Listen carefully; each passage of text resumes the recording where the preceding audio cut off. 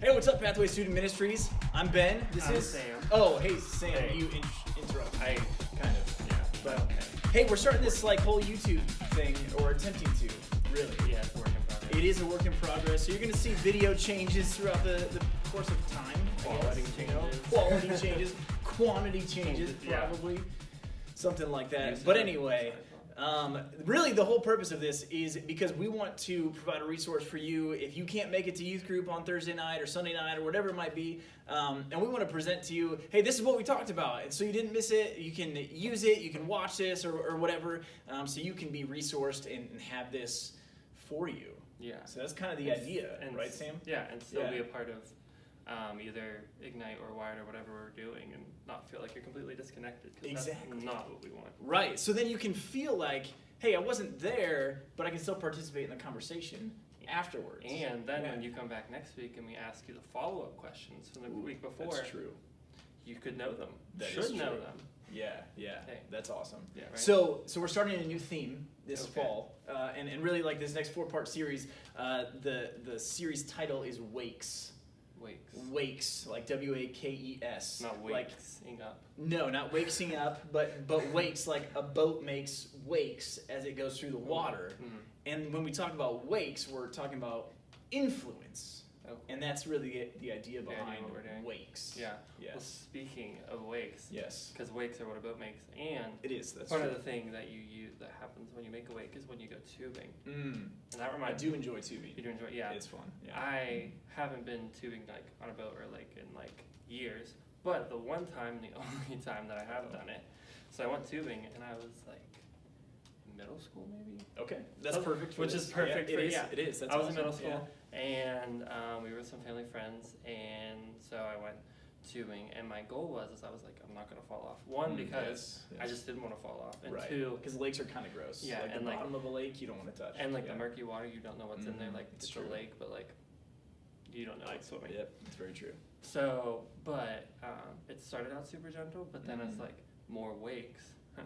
Right. 'cause Showed the up. boat's been going. Yeah, and then absolutely. we were like bouncing, and then I hit this one wake where the guy was driving, he had like done like a spin or whatever, so like it was a Yes. huge wake was waiting, and I could see it, and I was like, I'm heading for that. Death. I'm gonna hit that. Certain death, Yeah, I right? was Yeah, like, yeah. I was like, this is when I fall off. But what happened is I didn't fall off. Hey, What I nice. did do is I hit it, still holding on, straight up into the air, still holding on. Oh, no. So my legs are like above my head, like I'm just Yeah, in like a yeah. full handstand pretty much. But, and then I came back down, but because I was like, whoa, going up, when I came back down, I bit my tongue. Ooh. But like hardcore bit my yeah, tongue. yeah. So that was like, not a good wake. not a That good was wake. a bad And wake. that's when I realized, should have just let go. Oh yeah. Kind of, yeah. you know. Although hitting that water coming down too, like that's It's a toss-up. kind of hard too. Yeah. Yeah. Nice. But that's a great segue, Sam, because what we're talking about as we talk about wakes is having good influences and bad influences. So good wakes and bad wakes, right? So people can influence us in good ways, and we can influence others in good ways. Right, that's a good wake. That would have been the nice, gentle one Yeah. that you kind of started out with. You're like easing into it. You're enjoying it. This you're is great. I'm gonna want to do this again. Exactly. But then the bad wakes are the ones that wreck you, right? They're the Yeah. ones that make you bite down on your tongue because they just punched you in the mouth or Yeah. whatever. Or you like come down real hard, right? Bite down on your tongue and you're ready to maybe kill someone. Yeah. So those bad wakes, those people that are influencing you in a negative way or just like it's a toxic environment, whatever it is. So good wakes and bad wakes. And really the question that we asked in this series, or in this particular week 1, is asking, hey, what kind of wake are you leaving? Not leading. Leaving. What kind of wake are you leaving? And is it a good wake or a bad wake? And I think our tendency is to have good wakes that we leave behind in certain areas of our life, and then bad wakes that we leave in other areas. But we compare the two. Like, I'm leaving more good wakes than bad wakes, Yeah. but I'm still leaving bad wakes. Yeah. Right? And when we talk about these wakes, we want all of our wakes to be good wakes. Even with somebody we don't like, even with somebody that is maybe a little bit more challenging to get along with, we still want to leave good wakes in their life. And I think sometimes some of the thing we do is like we leave bad wakes, but in our eyes we think they're good wakes because like you said, like people we don't like we go from an influence where we leave a bad wake with them, but to us that's good because it's like I don't like that person, so me leaving a bad wake is fine, Yeah. And I think that's the other thing we have to remember is like actually looking at the bad wakes, realizing they're bad wakes, and only producing, the good wakes, which is what we want to do. Yeah, absolutely. Yeah. Nice. Sam, could you look up for us 1 Peter chapter 2, verses 11 and 12? And so this was our theme verse that we worked through to talk about these wakes and the influences that we have. Again, it's 1 Peter chapter 2, verses 11 and 12. 11 and 12. Okay. Want to read that? Oh yeah, go ahead and read it nice and loud. Dear friends, I urge you as foreigners and exiles to abstain from sinful desires which wage war against your soul. Live such good lives among the pagans that though they accuse you of doing wrong, they may see your good deeds and glorify God on the day he visits us. All right.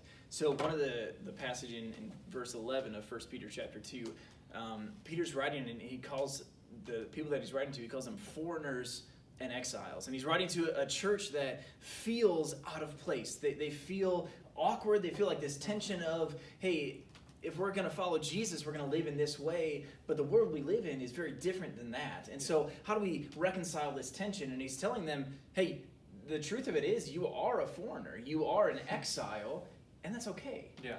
But yeah, like no matter how we want to word it, by being Christians, living as Christians, we're already putting ourselves in a different category. We're already weird, different compared to the worldly standards. And so trying to, shy away from that and, be like, oh, but I'm still cool. Still cool in your own way. But, but trying to assume that we're not different, that just kind of diminishes, the impact we could have or that kind of stuff. Yeah, absolutely. That's true.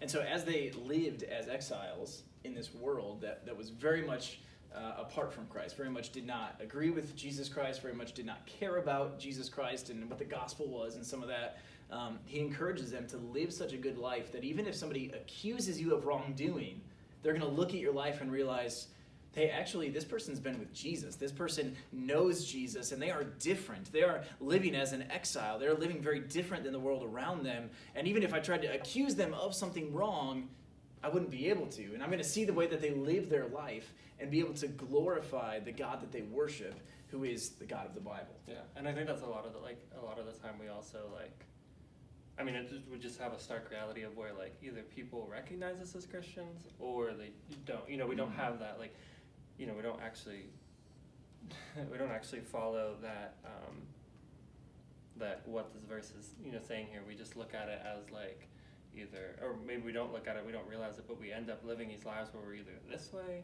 or we're this way. But what this verse is wanting us to do and what we need to do is in everything, because we're always going to slip up no matter what. We're human. We can't expect to only stay on this side where we're always showing Jesus, but we should be expected to always be showing Jesus. But even when we slip up, Jesus is still present, and they're not just we don't give them enough leverage to only look at the bad side. Yeah, that's a good point.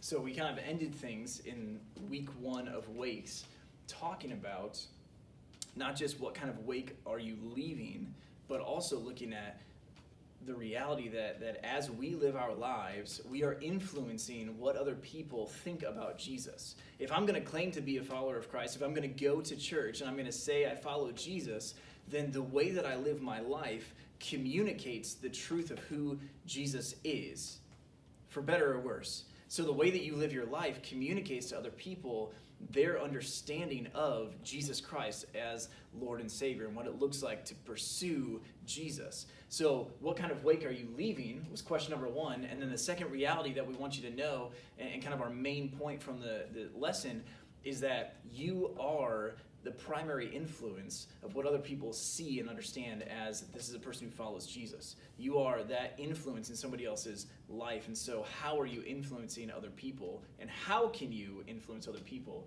to follow Jesus Christ? Yeah, there's no way to, to word it differently. By already, and kind of we said this before, by already being a Christian, and already, even just saying it to someone, you're already establishing that fact that, okay, you are a Christian, so now they're going to look at you for, the values and love of Jesus and all that stuff. And, and so shying away from that, it's kind of that thing, it's not going to, you still can't hide from it. The only way to hide from it is to not embrace, anything with following Jesus, but you can't do that if you're saying you're following Jesus. It's that stark down the middle kind of thing. Yeah, that's good. So we want to thank you for joining us week 1, and we'll be with you hopefully next week as well. Hopefully and next talk week, through week 2 of Wakes and what we talked about and what we went through and some of the questions that we asked. Hopefully you like this and you connect with it. And if you do, go ahead and leave a comment or subscribe or whatever you want to do. Send the link to your friends. Yeah, share it with other friends if you want to. Start influencing them already. Ooh, that's good. That's good. Look at that. Thank you. Hey, we'll see you next week.